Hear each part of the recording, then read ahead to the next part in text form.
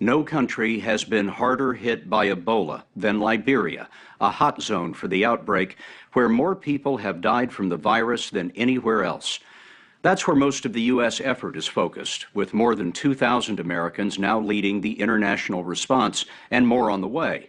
Soldiers, doctors, nurses, and relief workers who are running mobile labs, building hospitals, and treating patients. Liberia lies just north of the equator and is home to part of the last great rainforest in West Africa, where the Ebola virus thrives in tropical, humid conditions. With their hospitals overwhelmed, special centers for the sick called Ebola treatment units are being built as fast as possible. One of them is run by an American relief group, the International Medical Corps, where Lara Logan, who is currently self-quarantined for 21 days, reported this story. To get to the Ebola treatment unit, we traveled north from the Liberian capital along pitted roads toward the border with neighboring Guinea, where this outbreak began. American virologist Joseph Fair, who's been here for most of the epidemic, came with us. Around 40 miles out of Monrovia, we were stopped at the first checkpoint. So everybody basically crossing this line into the next county has to have their temperature taken? On the way in and on the way out. Manned by men with thermometers instead of guns, they were hunting for anyone with a fever. 36.3? And after every stop, a ritual cleansing with chlorine. It kills the virus in seconds. In this outbreak, there have already been more deaths than all of the previous Ebola outbreaks combined. Yeah. Why is this one so bad? This really happened at the nexus of a tri-state region where a single or a few tribal groups exist throughout the 3 countries, and each of those areas are connected by roads to the major cities in each of the countries affected. And those major cities are connected to the rest of the world. So this had never happened in such a highly mobile and geographically connected region. At the end of a dirt road, on the grounds of an old leper colony, we arrived after a 5-hour drive at the International Medical Corps' Ebola treatment unit, and were hosed down again. It's a one-disease hospital with 50 beds and a staff of nearly 200, run by American doctor Pranav Shetty, who trained in emergency medicine at UCLA. We have a lot of routines and procedures and protocols around the cleaning of supplies that are taken into the high-risk zone. So this is where we dry our boots, you know. Basically everything after it's been heavily chlorinated and washed and dried is clean of Ebola, and then we can continue to use it. Since they opened in mid-September, they've treated more than 200 patients, and so far none of their staff have been infected. Containers of chlorine and taps for hand washing mark the divisions between every section. Patients in the confirmed ward have tested positive for Ebola. Those who feel strong enough sit outside, but most are hidden from view in their rooms. They're separated from the suspected ward by an orange fence, where people whose tests have not come back yet have to wait. No one can enter these areas without layers of protection, and on their way out, staff are hosed down in the decontamination zone. It's otherworldly. We're in an area, football field-sized plot, cut out of deep green forests, and everything is blue or gravel, and it smells like chlorine. You've come to another planet. Dr. Colin Bucks has been on duty here for the past month. At home, he's an emergency physician at Stanford.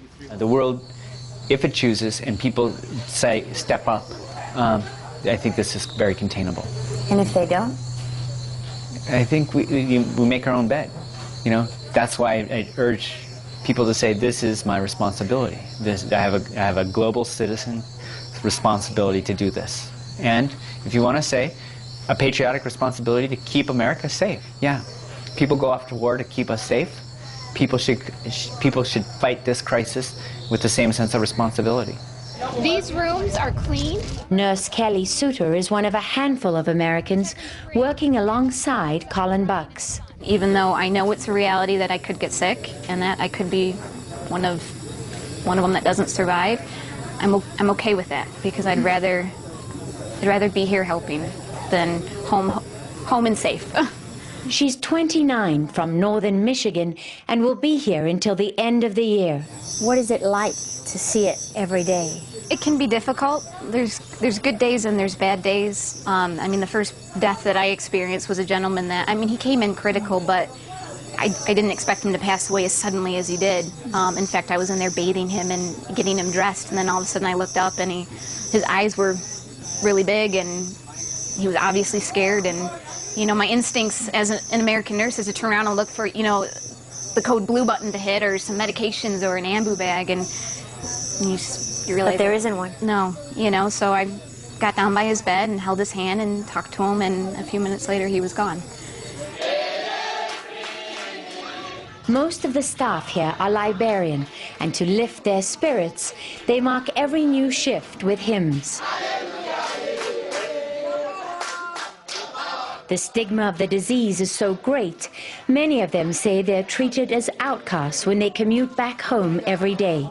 But in here, the Americans who work with them call them heroes.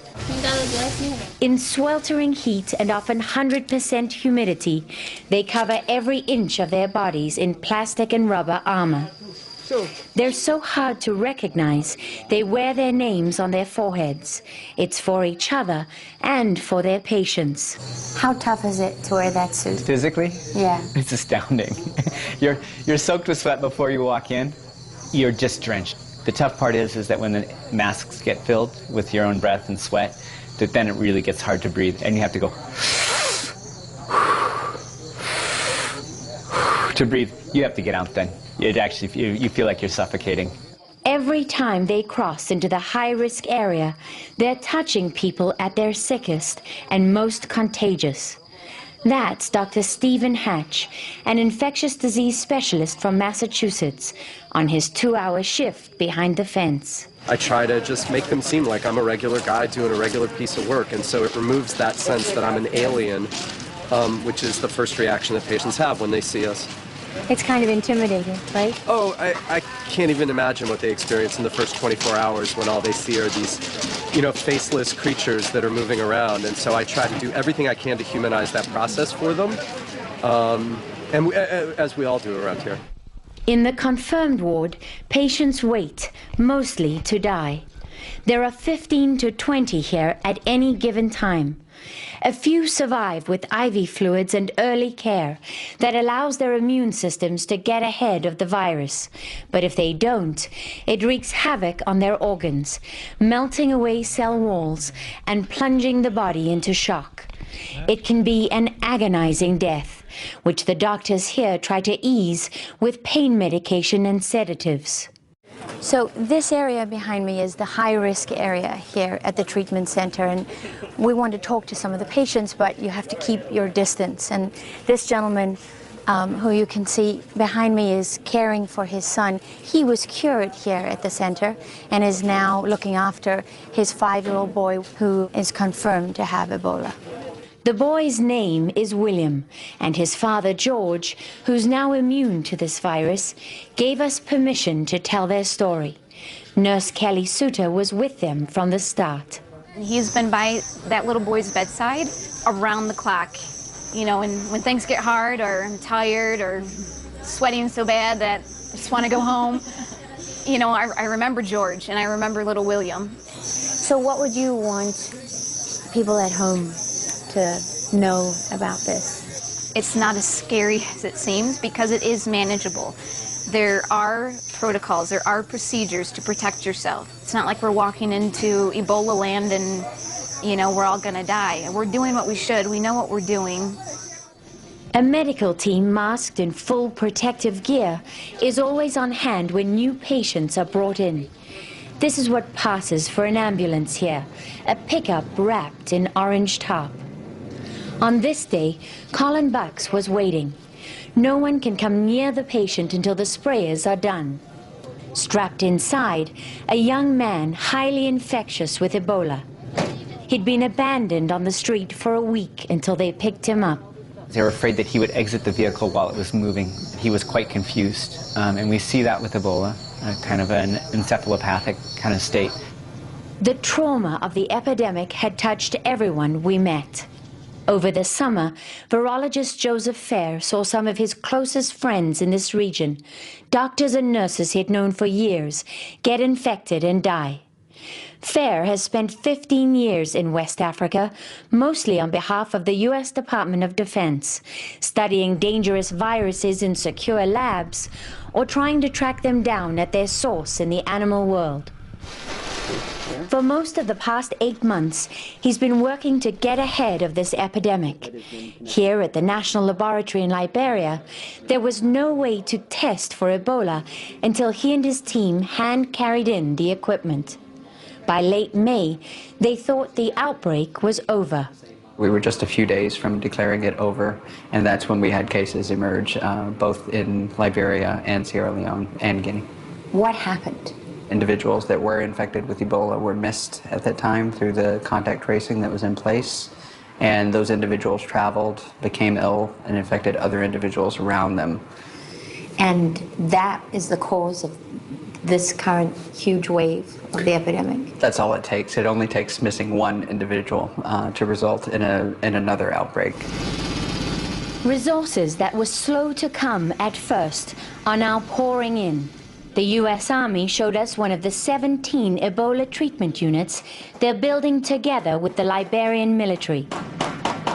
But there's still no cure, and the virus is killing around 70% of the people it infects.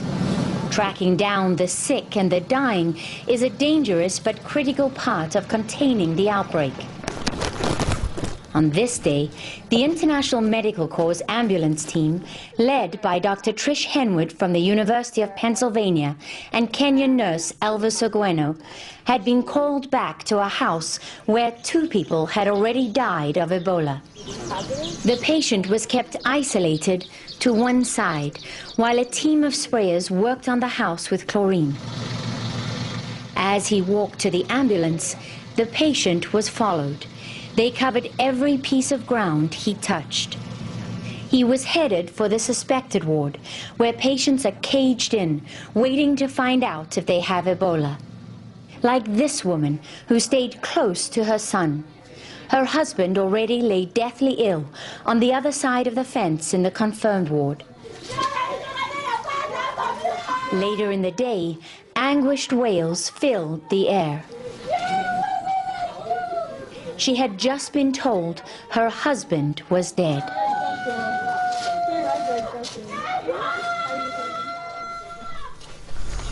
Wow. Death is a constant here, and at the end of a path through the forest lies their graveyard. A team of gravediggers try to stay ahead of the numbers. For the American scientist, they had many questions. We think it probably exists in the bats because they don't get sick from the virus, and that's how we know usually where the virus comes from. If it doesn't make that animal sick, it usually means that animal can carry the virus. What do you say to people back home who are much more focused on Ebola in the U.S. and think, you know, you should just shut it off, isolate it, and protect Americans from this disease? The thing that I need to get across to everyone is that until we handle the outbreak here, and be that Ebola, be that some other disease, until we handle outbreaks where they occur, we are never going to be safe ourselves. There were 34 filled graves when we arrived. 2.5 weeks later, there were more than 60. The patient who came strapped inside the ambulance is now lying here. For every death, a simple funeral. A patient's brother clutched a wooden grave marker on his way to the graveyard. The body, still infectious, had to be wrapped in 2 body bags. With each move, there was more chlorine. It's now protocol here for every burial. For the boy William and his father George, who survived Ebola with the help of the American doctors and nurses here, there was much hope as they fought for his son's life. But in that same graveyard, a few days later, another small grave was added.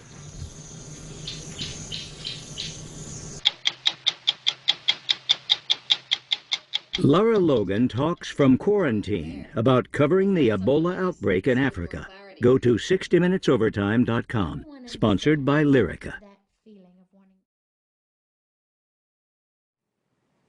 Tomorrow, the day before Veterans Day, the new head of Veterans Affairs will announce the biggest reorganization in the history of the VA, which comes after the agency's biggest fiasco.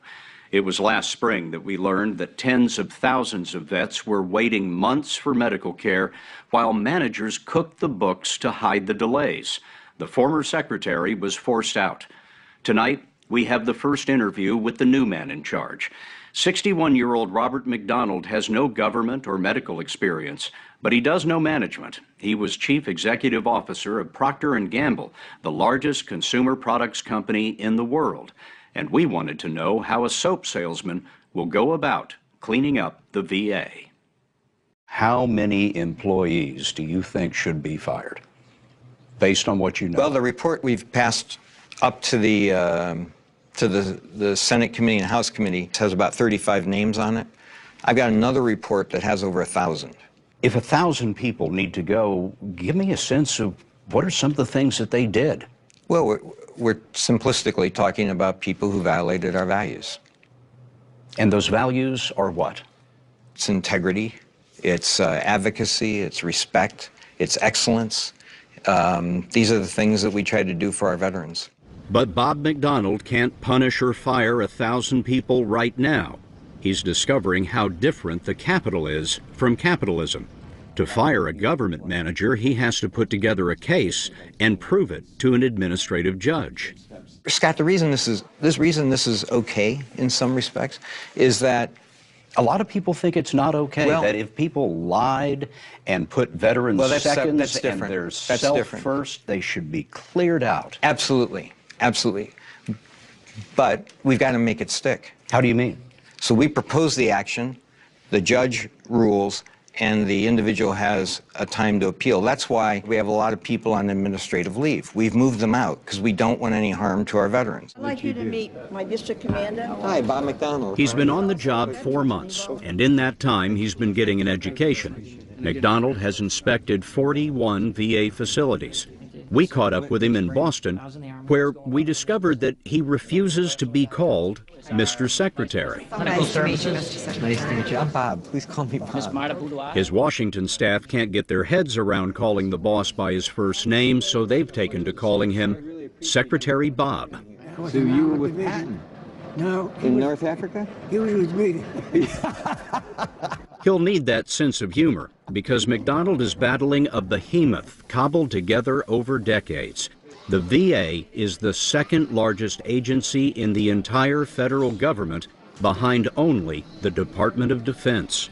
We have no hope of taking care of veterans if we don't take care of each other. He has 340,000 employees who handle services ranging from home mortgages to college loans to heart transplants. Well, you got people who really care about veterans here. Exactly. With 9 million patients, the VA is America's largest healthcare system, but it had slipped into critical condition. Last April, a doctor in Phoenix exposed those phony wait lists. It is dishonorable, it is disgraceful, and I will not tolerate it, period. Investigators found that the official record showed that vets in Phoenix were getting appointments in 14 days, but this was the true wait list. Those are numbers of days in the right-hand column, more than 400 days in most cases. The investigation found that the wait may have contributed to 6 deaths. It was all because Phoenix was overwhelmed. The general condition of the emergency room at that time you would describe as what? Chaos. Absolute chaos. Dr. Catherine Mitchell was co-director of the emergency room. How well known was it inside the VA in Phoenix that veterans were going months without getting an appointment? Everyone knew that. Everyone that worked at the Phoenix VA for any length of time. And when she reported the problems, she was reassigned to an empty clinic. In 2013, I submitted a confidential OIG complaint regarding the life-threatening issues within the Phoenix VA system. Dr. Mitchell was among the first to blow the whistle.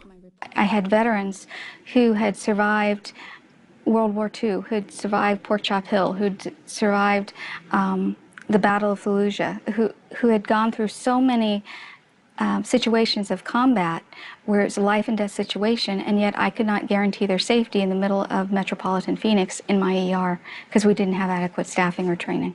A nationwide investigation confirmed the phony wait lists in Phoenix and 92 other VA centers. When you read that in the Inspector General's report, you thought what? I was incensed. I was incensed. Our veterans have earned these benefits.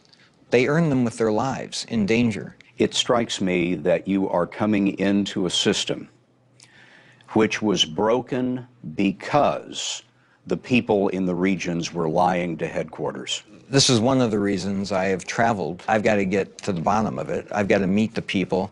So the adverse information gets from the bottom to the top as quick as possible. People get rewarded for bringing adverse information forward. That has never been the case before. It's going to be the case now. I have a piece of paper right here from a veteran. The day we were with him, a vet had driven 1,200 miles to get care at the Boston VA hospital. She slipped McDonald this note. Can you read it? It says, "I'm from Alabama, and I had to come here to Boston to get care." That breaks my heart. Other failures boggle the mind. In Pittsburgh, 6 vets died of Legionnaire's disease, and this year we learned that the hospital had known that its water system was contaminated. In Brockton, Massachusetts, a Vietnam vet was hospitalized for 8 years with a psychiatric disorder, but no one ever scheduled an appointment for him with a psychiatrist. When you got the call suggesting this job, I would imagine you would have thought, oh boy, I'm not sure I need that headache at this point in my life. My immediate reaction was, I want to do it. I feel like my whole life has been designed to lead to this. The design of Bob McDonald's life, in many ways, started at the U.S. Military Academy. He graduated in '75 and served 5 years as a paratrooper. He bought his first home with a VA loan, and the VA paid for his master's degree. In 33 years at Procter & Gamble, he put Tide, Pampers, and Joy into most of the cupboards on Earth. Though he left West Point long ago, West Point never left him. First time you saw this view of the Hudson River, you were 18 years old here at West Point, getting sworn in at this very spot. And I wonder what that experience has done to inform your life. Well, I think it's the West Point motto: duty, honor, country. He's sentimental that way, uncompromising. So it's no wonder his new number 2 at the VA is his West Point classmate, Sloan Gibson, who used to run the USO. As cadets, they sat across the table from each other in the mess hall. The first place I visited was Phoenix, Ground Zero. While I was in Phoenix, I met with a large group of employees. They wanted to do the right thing. They worked really hard, but the system and the organization was just not supporting them. What I saw there: leadership failure, mismanagement, and chronic underinvestment in the system. Already, Gibson has suspended bonuses for all VA executives, and he fired the director of an Alabama hospital. Any questions? No, all set. Thank you very much. Tomorrow, McDonald will unveil the reorganization, part of it designed so that veterans won't have to go to war to get their benefits. Well, right now they face 9 different organization structures across the country, so they don't know where to go. And if they do find somebody to go to, that person may be an expert in benefits, but not an expert in healthcare. And we want to create a customer service representative that person can go to. Secondly, they face multiple websites that require multiple usernames and multiple passwords. And that's not acceptable. We've got to get to one website, one entry point, and then fan people out from there. Can you stand up for me? Something he's already done is given doctors a raise. VA physicians were making less than most private doctors. It was hard to fill the open jobs, and that led to those intolerable wait lists. How many doctors and nurses and medical professionals do you need to hire right now? If we could do it today, we would tell you we probably need about 28,000 is what we said in our committee testimony. I'm sorry, 28? Yes. 1,000? Yes. But wait a minute, Scott. How long is that going to take? Well, it's going to take time, because every adverse outcome that gets amplified by the media doesn't help me. I was on You've got a bad reputation. I do, but we're changing it. It is the largest integrated health network in the United States. He's trying to change that reputation himself. McDonald is personally recruiting doctors and nurses. This was Massachusetts General Hospital. If you want to do research, clinical work, and teach at the same time, this is a great place to work. Later, we caught him calling a young doctor that he'd met the day before. I heard what a wonderful cardiologist you are. So we got some state-of-the-art stuff we're doing here. We'd love to get you on board, and if you get to Washington, I'd love to see you. And if you know the number of a good psychiatrist, McDonald needs to hire 2,500 mental health professionals. Since 2006, 400,000 vets, many from Iraq and Afghanistan, have applied for mental health services. We've had an instance where we've spoken to the family, and the family has told us that the individual came to the VA and they got out of their car and they took their own life in our parking lot because they knew that we could then deal with it. And they didn't want to do it at home with their family. Deal with their body. We'll deal with the tragedy. There are many tragic, senseless failures around the VA, but we notice something else too. It's If great. there's any bonuses to be given out, give them to these people. I will. Everywhere McDonald went, there were plenty of vets eager to praise their care, from rehab. And there was a lot of other guys that and ladies that, you know, was homeless like I had became. And we stayed like a family. To a Boston homeless shelter funded by the VA. Thank you for coming, sir. Oh, it's my pleasure. I knew you were here. I wanted to see you. While his staff gets used to Secretary Bob, there's another term they're learning. He calls vets customers, which to a Procter & Gamble mind is both a compliment and a bond. McDonald says by next year there will be one website, not 12. New patients will see a doctor within 30 days, and no one will wait for their benefits. What do you owe these veterans? Not the VA, but Bob McDonald. What do you owe these veterans? Well, this is very personal because I served with a lot of these guys and we were in very dangerous situations. And anytime you jump out of an airplane in a parachute, you're putting your life in danger. And as a jump master, you're checking that person's equipment and their life is relying on yours. That's the kind of relationships you create. And those are the relationships that drive me to do this.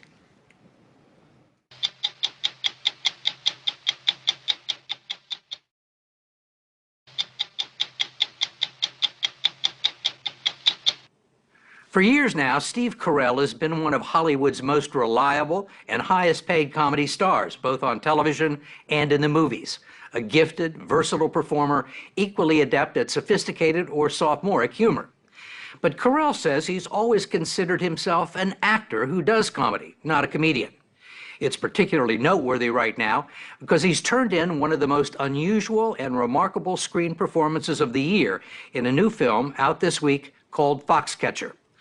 The role is about as far away from Carell's personal and professional persona as you can get, which always entails a certain amount of risk. This is the Steve Carell audiences have become familiar with over nearly a decade. The lame-brained weatherman in the movie Anchorman, the hairy 40-year-old virgin who was told he needed his chest waxed. Oh, we're gonna need more wax! Oh, you!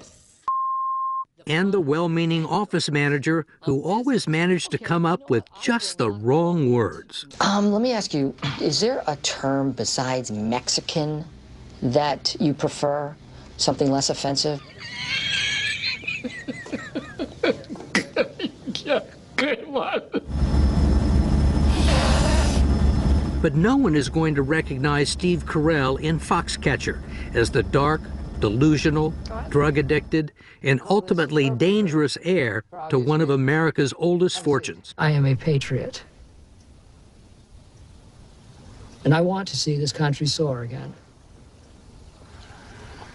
I want that too. Carell plays John E. DuPont, who in the 1980s became the patron to some of the best young wrestlers in the country, enticing them to his 600-acre Pennsylvania estate with a lavish training facility and dreams of Olympic gold. As a coach, I want you to be champions in sport and winners in life.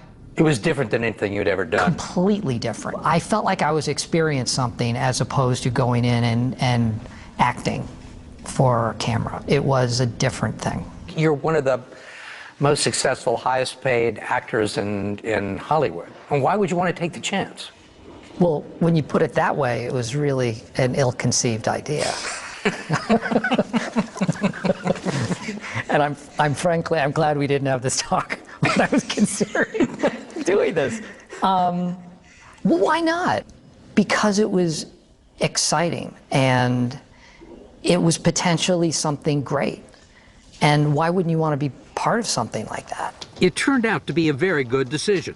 The true crime psychodrama about wealth, patriotism, class, manipulation, and murder has already won acclaim at film festivals around the world. And so is Carell's performance in a magnificent ensemble cast that includes Channing Tatum, Mark Ruffalo, and Vanessa Redgrave. Director Bennett Miller, whose other films, Capote and Moneyball, were both nominated for Academy Awards, spent 8 years working on Foxcatcher. He didn't want anyone obvious to play DuPont. He was looking for someone benign and non-threatening who had never shot anyone in a movie before. When Carell's name came up, Miller booked a lunch. To be totally honest with you, right after our first lunch, something inside of me just clicked. You know, the coin dropped, and I thought, oh, I could see that. I want that. What happened at the lunch? What did he do during the lunch? What did he say during the lunch that made you think that he was right? Deadly serious.